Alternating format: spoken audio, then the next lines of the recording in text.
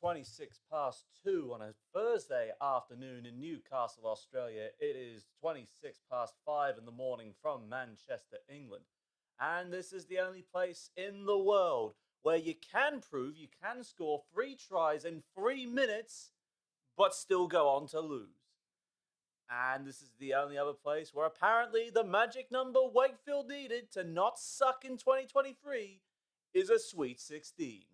Yes, this is the Sideline Chat podcast, the one-stop shop for rugby league. It's only Connor Marcellus with you on this glorious afternoon.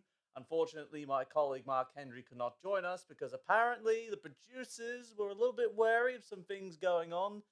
Apparently, they wanted to test him out for peptides. I know nothing of no peptides he's been taking for talent enhancement drugs. That's all on him. Anyway, this is your NRL Week 16 debrief and 6 days out from the all-important Ampol State of Origin Game 2 up at Suncorp Stadium. But before we get into Origin talk, we got league talk to get through first and foremost, and we start off with Friday night football between the North Queensland Cowboys and your defending premiers, the Penrith Panthers. Now, the Panthers, oh boy.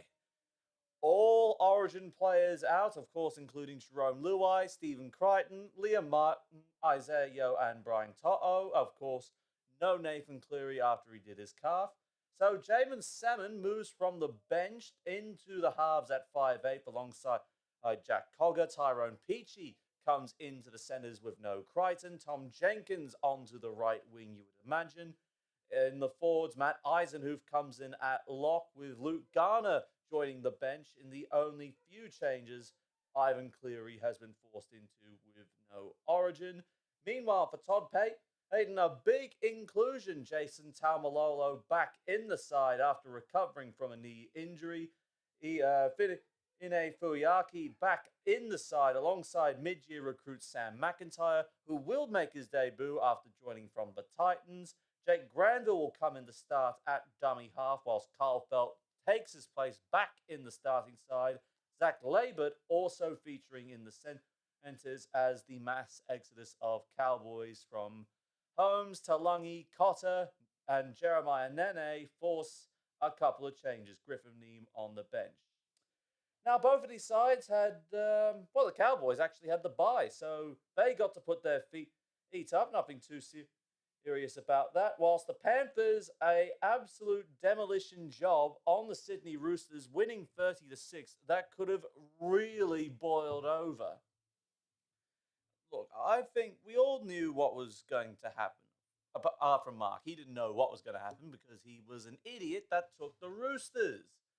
But looking at, they just got opened up in the middle of the field, the Roosters. I mean, with that forward pack, they should not be getting outbeaten. Even with an Origin-affected Penrith on the horizon, they should not be put into that position one bit. That's just my opinion of it. Of course, the Roosters are a completely different story. The attack of Penrith, even when they are down Nathan Cleary, which is a big down to have, they can, they can still pull it off, no trouble here. And whilst he is undergoing his peptide talk at the moment, Mark has really, he just said it was one-way traffic. And once again, the Cleary conundrum, which is the inverse reaction of losing Nathan Cleary, that Penrith rarely skip a beat. And I think skip a beat, they did not indeed. It was just one-sided from start to finish. And I think there's I've got a full 6 votes to hand out here. I really do. First and foremost, I got to recognize Dylan Edwards once again. Just complete class from him once more. No doubt he will one day be the New South Wales fullback.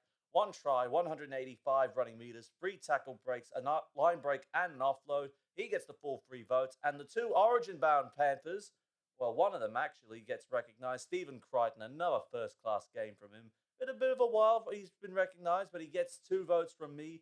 1 try assist, 151 running meters, 4 tackle breaks, 1 line break, 2 offloads, and 5 from 6 goals converted. And this one is just a good workhorse vote right here. Scott Sorensen, 229 running meters, the most of all Panthers forwards, I believe.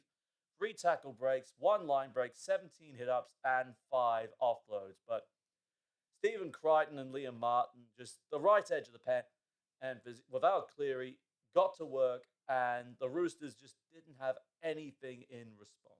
It was just an absolute schmozzle. And coupled on that, Jared Warrior-Hargreaves and Spencer Leniu almost trading blows. Entertaining to watch that it was just reached this point where a water bottle starts everything. I mean, seriously, a water bottle. What, you just couldn't throw hands? I mean, I know, yeah, at 10 minutes in the sin bin, but there was like not much time left on the clock anyway, so why not? I want to know what happens at preseason training come November 1, because we got to remember, Lenu's joining the Roosters at the end of this year, and he's going to be being mentored by JWH, who, holy shit, I would not want to run a Lenu in a dark alley, believe me. And of course, there was a bit of talk Lenu could have featured at Origin. Apparently, there was some line in the media that he was on the verge of getting picked, but then Freddie just decided, nah. Don't know where that really went. Just sort of a bit flat, and in my opinion, just a line that went nowhere. Now, the Cowboys, they'll be happy that they've got Jason Taumalolo back. I think they are. They definitely missed his composure around the middle of the ruck, and of course, he's the star forward on $1 million. So, of course, missing 1/10 of your salary cap is never an ideal time. Now, Cowboys fresh off the bye. They, of course, beating the Melbourne Storm 45 points to 20 the week prior. Semi Valame scored a hat trick in very quick order. It was the bye helps them, but it also doesn't because, yeah, sure, they can settle down after that huge win against Melbourne, but then they've got to realize they got to try and back that up. They got to try and back up that 6 or 7 tries they put on again. And even against an understrength Penrith Panthers side, look at it. They still got Dylan Edwards. They still got James Fisher-Harris and Moses Leota. So they still got probably their best attacking weapon in under the high ball, and their engine room is practically intact, minus the loss of Isaiah Yeo. So I'm looking at this on a balance of probability because I can think the Cowboys come out and they'll be looking to go for the edges, is with Lukey on one side and Luciano Leilua on the other. But I just can't go past the Panthers, even under strength through Origin. And we don't, and this year has been very hard to predict, first and foremost. We do not know what will happen in come Friday night or whenever you're listening to this, post or pre the clash between these two sides. Of course, Mark has made it very clear to me that he is going with the Penrith Panthers on this one. He hasn't specified a margin, though I would imagine this will be a tight clash. The forward pack's very much in it on both sides, but I think there is just something about Penrith that even if Cleary was playing this game, and he did pull up, well, he wouldn't be playing this game, he'd be playing in Origin, but still, I think the Penrith Panthers get home 1-6. The Cowboys give them a real run for their money on this run. Now, speaking of the Roosters, we bring them back into focus as they make the trip up the M1 to Newcastle to play the Knights at home. Now, Trent Robinson's had to make a couple of alterations on the run. Of course, no James Tedesco or Lindsay Collins as they're both away on Origin duties. So Joey Manu will now go to fullback after playing large part of this year at 5'8", and Sandon Smith will now start at halfback. Nat Butcher comes in the front row with Satili Tupanua going into the second row in his place with now Fu White as lock forward, with Billy Smith also being included. Matt Lodge left out with Terrell May, also the fresh face on the interchange there. As for the Knights, of course, Tyson Frizzell returns to the Blues camp, so his spot once more will be taken by, actually, it's going to be taken by Dylan Lucas this time. I was about to say Jack Johns for a reason. Lachlan Fitzgibbon also back on deck as well. Greg Marju left out as he did not meet team standards for missing the bus. Yes, Newcastle are very ruthless on that front when it comes to team standards. It's not the first time they've dropped someone for missing the bus. So Enari Tuwala will now come and play on the left wing in their play. As for the Knights, Talk about very, very unfortunate circumstances. Going down to the Brisbane Broncos 24-20 after you could probably argue they were the better side on the night. I would have to give it. Newcastle put in, I would almost say, an 8 out of 10 performance. I think they really gave the Broncos a run for their money. No one expected Newcastle to be in the fight. When you look at the Broncos lineup, they had Walsh, Haas, Staggs, Farnworth, and for their credit, the Broncos have handled the origin period to this point. You've got to remember, it's up to this point ahead of game two, 6 days out. That the fade out is what cost them a finals berth at the back end of last year after really keeping their place in the top four for the longest time. And the Broncos' left edge was brittle as a brisket.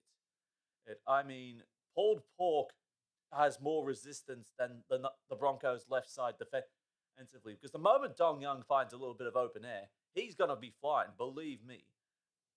Very unfortunate, though, with Jackson Hastings. The goal kicking just let him down at the back end. I mean, we talk about this with the Dragon. It's how their goal kicking played against them coming into, well, really the two wins they have secured under interim coach Ryan Carr. And you could just imagine how heartbroken they would have been at this point. As Mark notes to me, the Knights did not muck around and they put up a very good fight. But their lack of defense and really a strong finish from the Broncos, where Ezra Mam comes up with the ultimate Gidley flick for Reynolds to score a clutch try underneath the sticks within the final 10 minutes to clinch the win for the Broncos and keep them tied with the Panthers for the minor premiership, which is an actually remarkable feat. Of course, Adam Reynolds, he picks up the first votes of my stat and players from this game. One try, the match-winning try, one try assist, 68 run meters, one tackle break, one line break, and all goals converted from 4 attempts. Further up the list, we've got Payne Haas with 2 votes, a whopping 222 run meters, 7 tackle breaks, 21 hit-ups, 4 offloads, and get this is actually amazing. 41 tackles in defense, not a single one missed. And this from a front rower who will play up to 70 or 80 minutes a game. That is insane. That is insane that he can get through that mountain of tackles and not miss a single one. And finally, the man of the match, Reece Walsh, outshining his Queensland counterpart, Kalen Ponga. 3 votes netted him from 215 run meters, 2 try assists, 13 tackle breaks, 2 line breaks, and 2 offloads. Of course, the battle of the fullbacks. That's a lot of talk. Ponga might have gotten picked by Billy for Origin. And, of course, everyone was sort of questioning, why would you pick Reece Walsh? He's only 19 or so.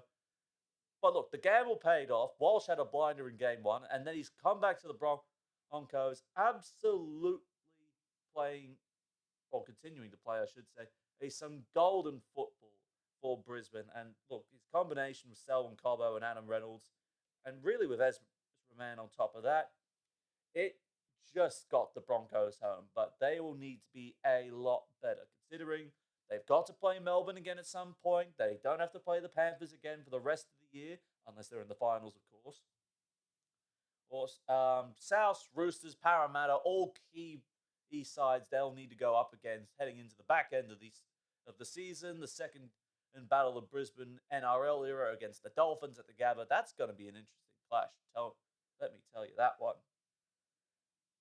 So a lot of heartbreak for the Knights, and of course the Roosters. Their struggles have been well documented. Of course, people questioning their recruitment decisions around the likes of Matt Lodge and Brandon Smith.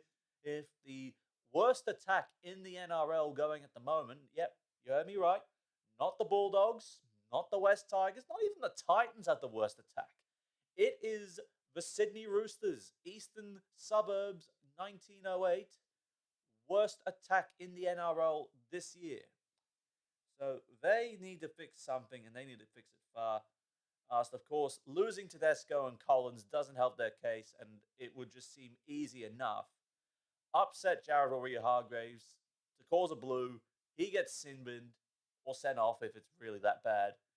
And Newcastle will sort of tip the edge in their favour. And to be honest, I do think the Knights have a fair chance here. They'll be back at home. There'll be a lot of emotion considering the Hunter Valley bus crash occurred on Monday. So, of course, first I would expect the NRL up there would be paying tribute to the to those those 10 people who sadly lost their lives in that crash out on the Hunter Expressway overpass by Singleton. So I can see there will be a lot of emotion in this game. Newcastle and the Roosters both wearing black armband, and as is happening in the AFL at the moment. And look, the Knights are playing some eyes up football when they're not getting completely turned away with their attack. But they have shown in patches how good they can be. Mark is going with the Knights. It's in a close one at home, and I got to agree with him on that. I think Newcastle will get up at home. 1-6. I think it'll be another tight result, just like when the Dragons beat the Roosters. I think they could have their noses just in front, but I think Newcastle will just have that little bit more about them when it comes to the crunch. Now to the second of the Westpac Super Saturday triple header. It's the Parramatta Eels once again up against the Manly Sea Eagles at CommBank Stadium. Manly, of course, no Tom Trbojevic or Daly Cherry Evans, so they've had to go with former Eel Jake Arthur starting at halfback, with Kaio Weeks now drafted in at fullback, with Samuela Fainu keeping his spot in the back row for the time being, but he could return to the bench as Ethan Bullimore did start against the Dolphins on last Friday. Now for the Eels, they get some big ins, but big outs as well. Of course, no Junior Paulo, with Mitchell Moses also being drafted in to the Blues origin side. So a new halves combination. Dejan Arce swaps over to halfback, with Ryan Madison, fresh from injury, now coming in at 5'8". Ofahiki Ogden will start in the front row alongside Regan Campbell-Gillard, with Joe Ofahengawi back in the side as well. Sean Lane included amongst the reserves. Now, the Eels and the Sea Eagles, of course, Parramatta will use this weekend to pay tribute to the 40th anniversary of the 1981 Premiership winning side. Yep. Well, the 1983 East side as well. I mean, the three-peat East sides all included. I should have led with that one first. First, the Eels, a big King's birthday win for their first time, claiming the I Forgive Cup from the Canterbury Bulldogs, 34-12. Don't really feel too bad about that. I won it there. And then, of course, Manly burying the Dolphins and in an avalanche of tries, downing them 58-18. Let's start with the away side first. Good God, the Dolphins were probably lucky that they had a little bit of fight left in them in the second half, because, that was just a massacre. Dead set. That was a massacre. And there's one word I think that sums this one up best. Speed. You look at Manly's back five, there was speed all over the park. It was either we create a line break through the middle and then we can tear them apart down that side, or we go to their right edge and we just left side defensively, and we'll just use our guys on the right. With the centers getting early ball, or we just kick and pray that someone faster than me will get to that ball first. That is essentially what Manly did. It was kick, and then run into oblivion. I don't know how better you could sum that performance up right there. Ruben Garrick got a start in the centres. Of course, there was a lot of talk that he wanted to make the move permanently into the centres, though for injury reasons, he's been drafted in at both fullback and on the wing when Tom Trbojevic, of course, has returned. These two lit it up like you would not believe, and Ruben Garrick equaling the most points scored in the match, which, of course, that record was held by... yes, Ruben Garrick. So he equals his own record for the most points scored in a single first grade match. 3 votes for him for his hat trick of tries. A further 3 try assists he had, 137 running meters, 5 tackle breaks, 1 line break, and 9 from 10 goals converted. God, 9 from 10 goals converted. They could have hit 60 if he just nailed one. That's solitary one he missed. And Tom Drabojevic picks up a further 2 tries, 231 running meters, 4 tackle breaks, a line break, and 3 offloads. Just when Manly's back 5 get on, much like the Sharks, it's champagne rugby league. I can tell you that. I would not want to be facing Manly soon. And yet Canterbury will have to play them in the back 7 rounds. Yeah, there's that. Mark has dubbed it Manly's best performance of the year. Yeah, well, I suppose beating Melbourne doesn't count apparently, because I would think anytime you beat Melbourne is probably your best performance of the year. But okay, his opinion. He says that Tom Drabojevic played a lot better and looked more free when he ran and on that night. But yes, there's no errors and just capitalized on the mistakes the Dolphins made. Of course, Jermaine Asako, and the Hammer doing their very best to keep the Dolphins afloat, but it just continues to illustrate Wayne Bennett's poor record at Brookvale Oval, where I believe it's only 2 wins in the past 31 on 30 years thereabouts, I believe it was said, or probably, well, years and appearances as well. Oh, that pretty much sums it up.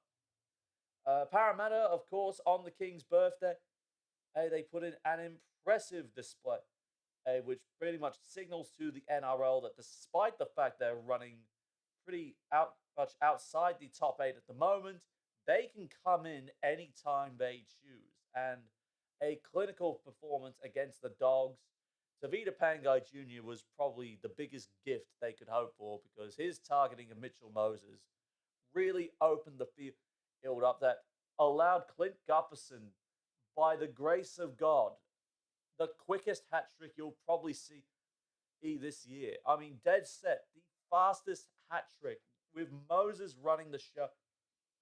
There's really nothing more I can say about this. The Eels just turned away anything the Bulldogs could throw at them. And Moses, he of course got named as the Blues halfback not long after this result, of course, the day after. 120 running meters, 2 try assists, 5 tackle breaks, 1 line break, a goal line dropout, and 5 from 6 goals converted. He picks up the full 3 votes, as Clint Gutherson 2 votes for his second career hat trick, 1 try assist, 190 running meters, 6 tackle breaks, and 2 line breaks. I'm just thankful the scoreline wasn't much higher, because it could have been. The Eels, if they really wanted to put the foot down, and they were pretty much close to doing so, they could have done it. But the Bulldogs, they had their own couple highlights as well, although very brief glimmers of hope.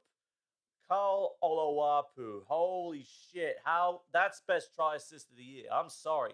But if you can fend off 5 blokes when it looks like you're going to get wrapped off and still manage to set up a try, that is a highlight. Dead set. That is a highlight right there. And they weren't shrimp Olowapu was shrugging off. It was like 2 forwards, including Junior Paolo. How impressive is that for a kid who's only 19? I just think that is remarkable right there. But yes, unfortunately, the Dogs, yet another lackluster performance where they could have easily forced an upset, but it did not pan out for them that way. Now, the Eels will use the occasion. You would think Manly would be looking to ruin it for their old foe, who, of course, lost both the 82 and 83 grand finals to with Parramatta's 40th anniversary celebration. So there is a lot at stake for these two sides here. Of course, Manly just inside the 8, Parramatta looking to jump into the 8. As we double check what Parramatta have got to say. This, of course, celebrates the 40th anniversary of the three-peat. As I said, Manly losing both of those occasions in 1982 and 83, and of course the grand finals of 81 and 86 will both be included. And Manly will be told of this history, that it's probably bred into their DNA. that this is a game that they cannot afford to lose. And they will be hoping that even though they were without their origin stars, they also have identified clearly the Eels are without theirs. And I'm looking at Ryan Madison here. This is probably Manly's game plan. With Dylan Brown still being stood down and with Moses away on origin, Madison is probably the biggest weak link in the Eels' backline, especially most likely he'll be defending on the right edge. So I'd be going left. It'd be Schuster up against Madison. See who can outlast the quicker there. And of course, Jake Arthur, he was chased away from Parramatta by his former fans. So there's a big chance he could try and force an upset. It's a high possibility Manly go there and create another ambush on this front, I would say, on this is here. A quick notes remark about the Dogs. He thought the referee was very much against them in one way, but it was just the Bulldogs just couldn't handle what Parramatta were presenting towards them. So not really often much out of that. He has tipped the Eels to get up in this one for the big occasion, and I really can't disagree with him on this one. And I think the Eels 7-12, they will back up what they did against Canterbury against a Trebojevic-less Manly side. I was about to say Parramatta.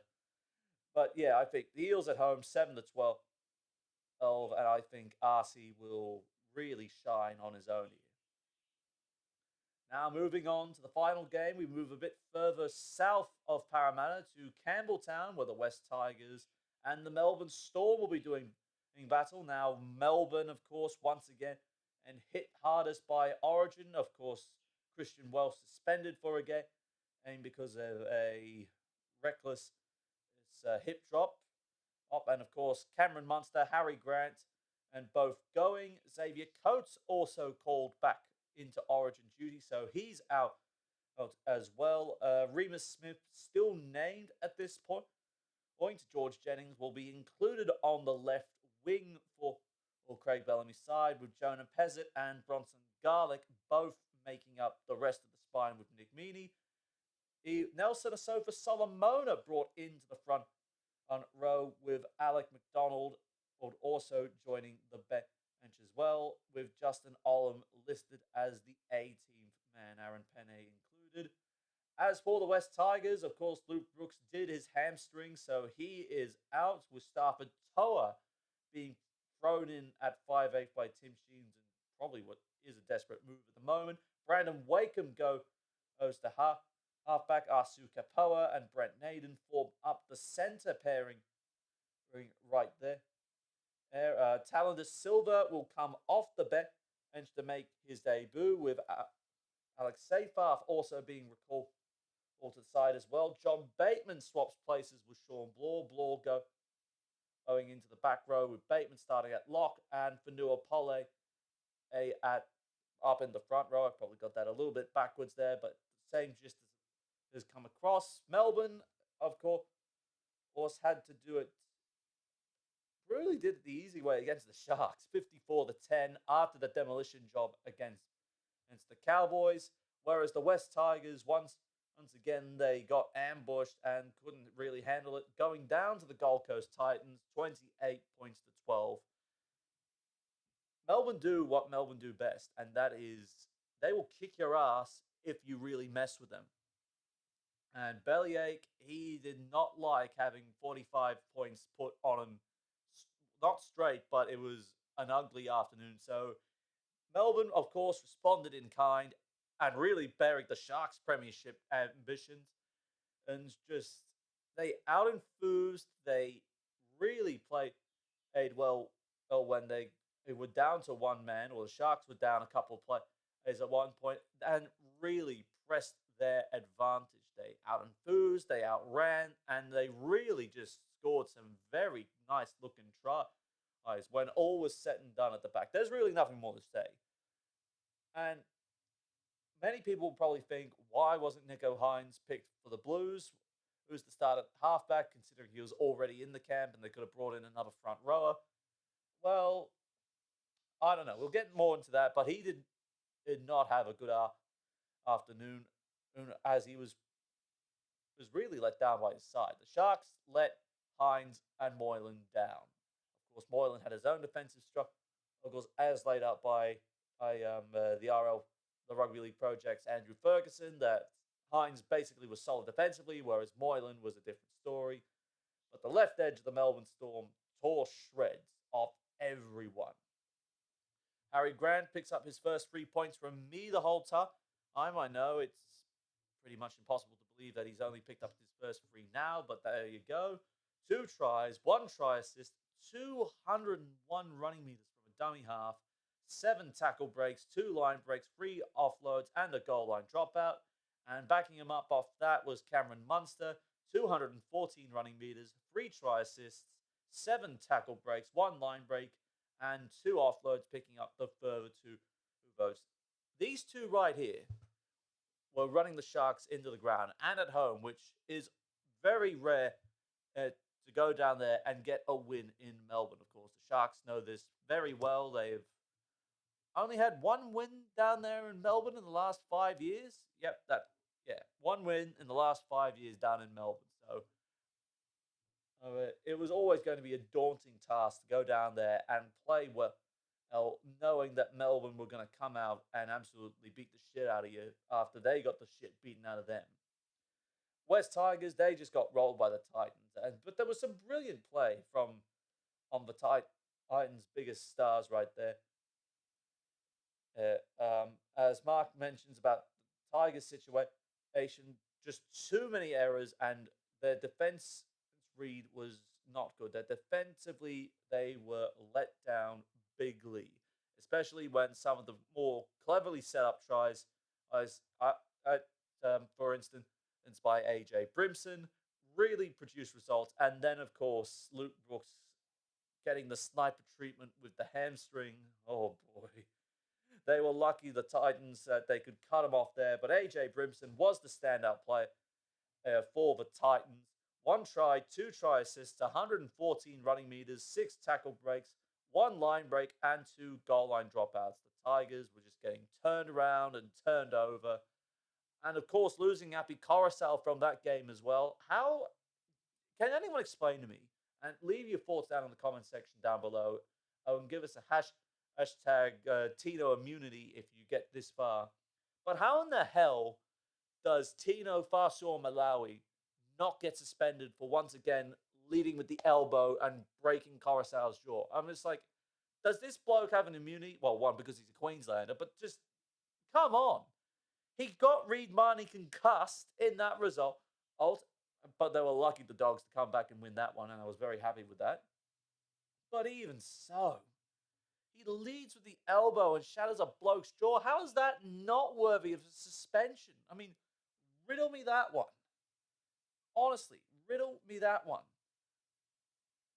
And of course, the Tigers, you can't ignore their bright spark of Jareem Buller. Just scored although the hole wasn't as big. Mark said he had to work for it. But other than that, it was the Titans' way practically all night, and their defense held up rock solid. Now, coming back to Campbelltown, they had a couple of narrow results over the last couple of weeks, but even without the Origin stars, you can't go past Melbourne. You seriously cannot go past the Melbourne Storm to absolutely bury you. You just can't do it. So I am going to back the Melbourne Storm 7-12, even though there's no Origin stars. It's still strong enough to put a dent in your top 8, or at least non-wooden spoon ambitions. And Mark, he's actually backed the Tigers. I'm telling you right now, this is going to be another case of he tipped the Roosters to lose. He's tipped the Tigers. I'm sorry, Tigers fans, but they're going to lose this one as well. And finally, we jump on to the final game of round 60. It is the Cronulla Sharks at home to the Canterbury Bulldogs. Of course, no Josh Adokar after State of Origin. And so Brayton Burns comes in on the wing. No Luke Thompson or Raymond Faitala-Mariner. They are still recovering from an illness and a sprained foot injury, if memory serves me correctly, respectively. So we have Chris Patolo moving into the front row in a swap up off the bench with Max King, and Braden Burns, after scoring a hat trick in the big New South Wales Cup win against the Eels 64-12, will take his place, the Boxers' place, on the left wing.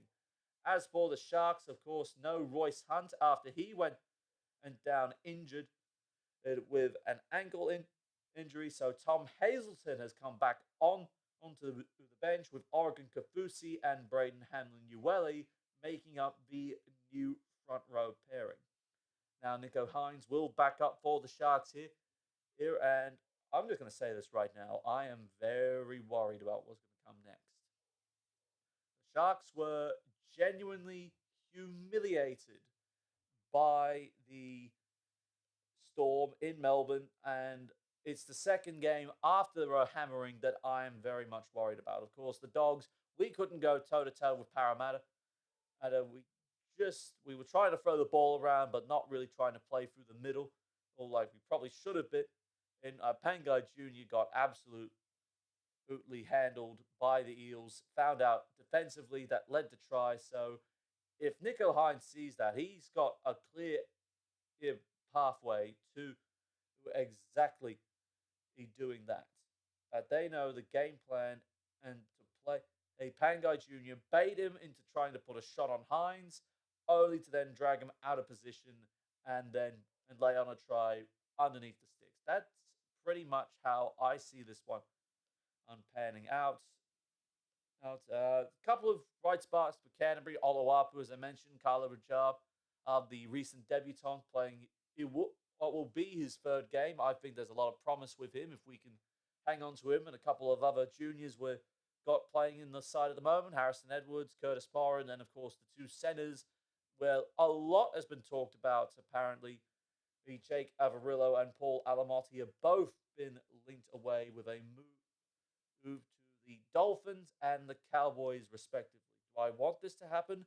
Absolutely not. I do not want either of them to go. Now, I know there is a lot of conjecture about the Dogs' centers for next year, considering Stephen Crichton's joining the club up on a big money deal, and of course Bronson Sherry making his comeback as well. With also a whole host of other younger centers coming through the ranks as well. Of course, Declan Casey, former rugby player Jarrell Skelton, Reese Hoffman, and our recent recruit from the Broncos, Ethan Quay Ward, as well. Also, there is a lot of conjecture about that. Of course, the Daily Telegraph understands that Jake Avarillo has been making representations to Wayne Bennett and the Dolphins to make a move on a 3-year deal that's going to be worth $1.2 million. So he's going to get paid $400,000 a year, and would form, if it is the case, he would form a very potent centre combination with England international Herbie Farnworth. So there is a lot of questions about that there. Of course, this comes as Branko Lee's been linked with a move to the Wigan Warriors. We currently understand it. Will they both stay? I don't know. The Dogs' salary cap will depend heavily on that as well.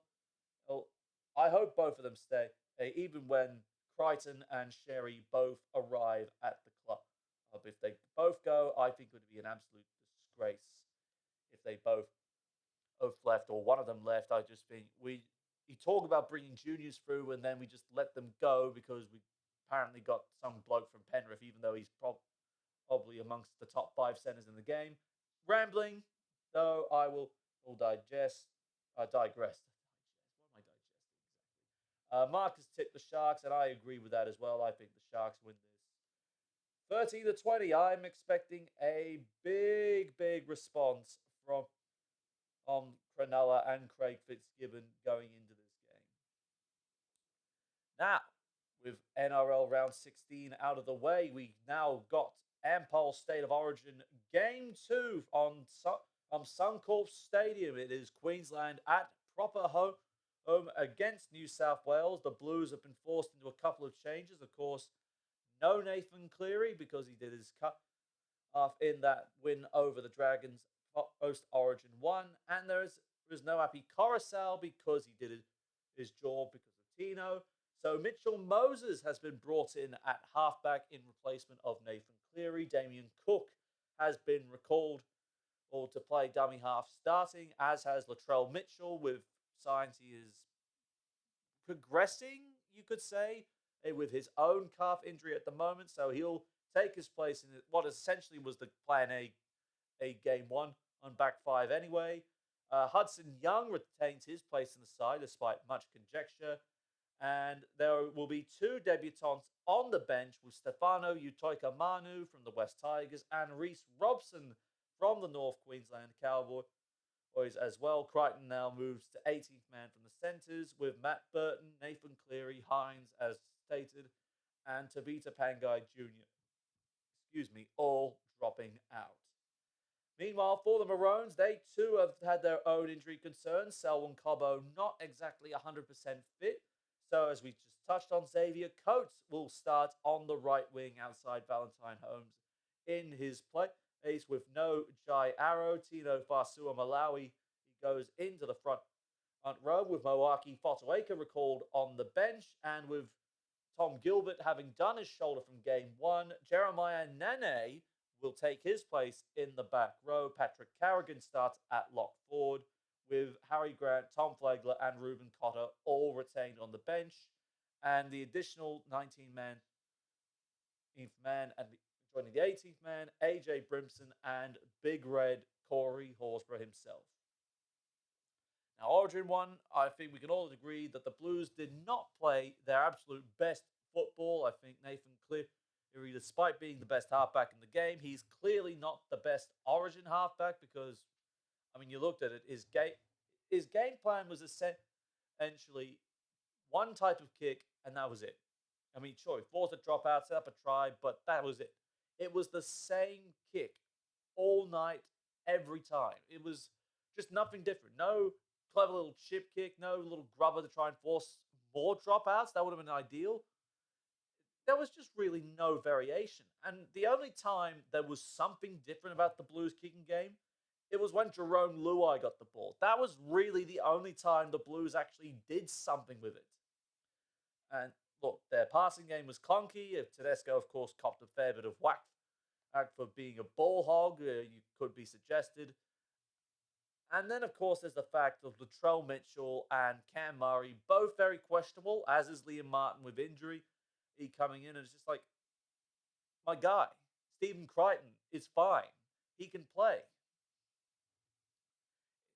I just think it's one of those more interesting Brad Fittler level of selections that are going on inside his head. We don't know what Freddie he thinks really, unless you really know him, like a Brandy Alexander or an Andrew Johns. Look, I know there are people, and I think this will probably end up being Brad Fittler's last Origin series. I see no way they will actually honour the New South Wales Rugby League will honour the contract extension they have if he wins Game 2, which will see him contracted for another year. I do see Billy Slater easily getting a rich contract extension that will see him stay at the helm of Queensland for quite a couple of years, really. Only one loss in his second Origin series to date, and with a golden opportunity to wrap the series up here at Suncorp Stadium. The biggest sticking point, Mitchell Moses. A lot of people saying, pick Nico Hines. Why didn't you pick Nico Hines? I mean, it was really a three horse race. I'll put it to you this way. It's a three horse race between Moses, Reynolds, and Hines. Now, it's not Hines' fault that the Sharks played like absolute garbage post game one and leading up to game two. That it's just not. This didn't help the case. Where Reynolds did play that game against the Sharks and perform well, as did against the Knights, and then of course the same thing being applies to Mitchell Moses. Whilst Hines had good individual performances, there were still losses for the Sharks that could have easily gone the other way. And look, I'm not about to bury Mitchell Moses. I think he was always going to be the Blues number 2 halfback. He was always going to be the second best Blues halfback option post Nathan Cleary. At least that's how I see it. On the New South Wales side, Cleary is clearly the number 1.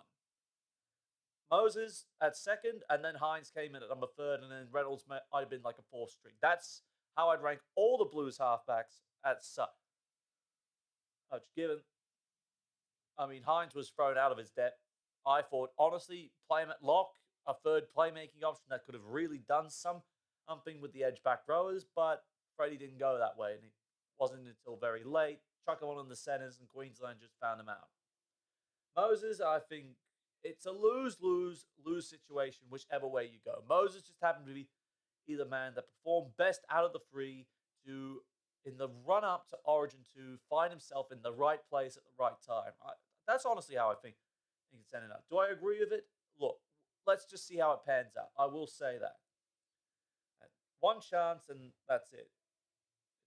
I mean, after all, the only other time Moses has played Origin was Game 3 2021 when Cleary again was missing, and it was essentially a different halves combination. So I'll be looking forward to see how well Moses does this time round, having gotten the taste of what a starting halfback at State of Origin really is all about. In NRL.com, providing some interesting statistics here that the Blues have only won Game 2 at Suncorp once when trying to square the series off and force a decider. In the 43-year history of State of Origin, one win at Suncorp in Game 2, 1998. And ultimately that decider was played out and Queensland won that. But that was the only time. You want to know something else very interesting? It was captained by Laurie Daly, and Brad Fittler was playing lock forward in that one. So maybe Freddie's been in this position before. Of course, we do know he has been in a position where the Blues have been 1-0 down in the series, and they fought their way back to then, in the case of last year, lose the series at Suncorp, and same in 2020. And then, of course, win in the decider at a core stadium in 2019. In mind you, they did have Tom Trbojevic absolutely let ham on Queensland at Optus Stadium, and they didn't look back after that one. So this is going to be probably the biggest test Freddie, as either a player or a coach, will face in his Origin career. If he loses, he's practically gone after Game 3, and then God knows what happens next. But they'll basically, New South Wales will get rebuilt from the ground up with all the work of the last 5 years gone. That's it. That's what's going to happen here. Queensland, they are in a good frame of mind. The squad looks, I got to say, I'm looking at some of these forwards. That starting middle third, Collins, Hunt, Fasua, Malawi, can't really fault it. And even when you throw Junior Paulo and Payne Haas on the other side, you've probably got some four of the best front rowers in the game that are Origin eligible playing at the moment. There's really nothing more I can really say. I think really the key matchup, of course, it is going to be Mitchell Moses versus Daly Cherry Evans. And of course, Cherry Evans, several Origin Series win under his belt as a captain after spending several years in exile.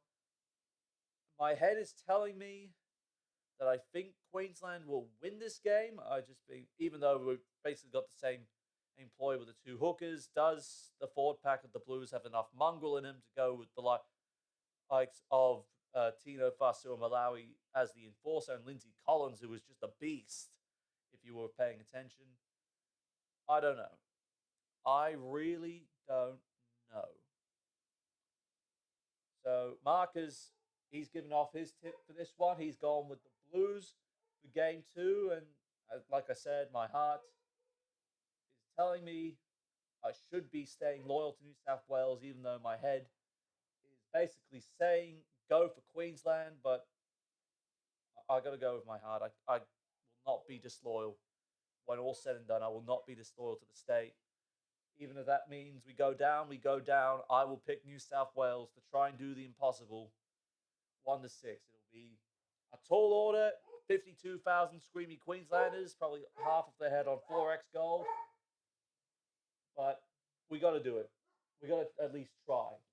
So I am backing the Blues very tightly to get home. Now, speaking of Origin, the women's decider will also be played at the Queensland Country Bank Stadium in Townsville the day later. Of course, Queensland 1-0 up in the series, with New South Wales needing to score at least 2 tries to wrestle the series back for the first time. And of course, a couple of changes for both sides. Of course, Julia Robinson is ruled out of the series decider after the one-match ban for an elbow strike. So China Palata will make her Origin debut in place of Robinson, who was the 2-try hero. A couple of other changes as well that Tani Norris has made includes Talisha Harden being picked as the 18th woman, with Titans playmaker Sienna Lofipo in an extended squad, with Romy Teitzel starting on an edge for Queensland, with Shania Power shifting to the bench alongside Emma Mandelman of the Cowboys. Those are the couple of changes having to be enforced from the side that got up at CommBank Stadium in Game 1. Meanwhile, on the other side of the equation, Samaima Talfa and Tiana Penatani will both return from injury, as will Isabella Kelly. So a radically different Sky Blues backline will take shape. Of course, Penatani will be back on the right wing for the Blues. Talfa will move to lock forward, with Kennedy Sherrington going back to the bench.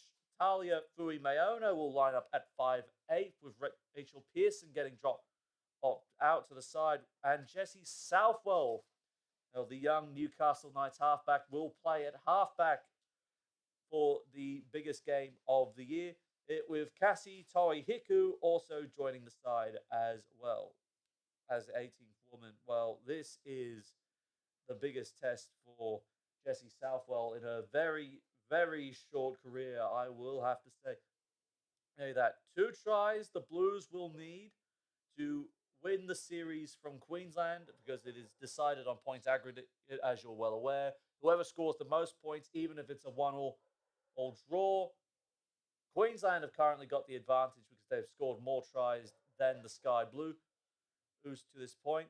So it is a clear 1-up for the Maroons. All they have to do is just win, essentially. That's all they really need to do. And they will claim the first ever Ampol Women's State of Origin series after winning 18 points to 10. But like I said, Sky Blues, if they just win by 9, that's all, because that's the equation. You score 9 points, you will win the series.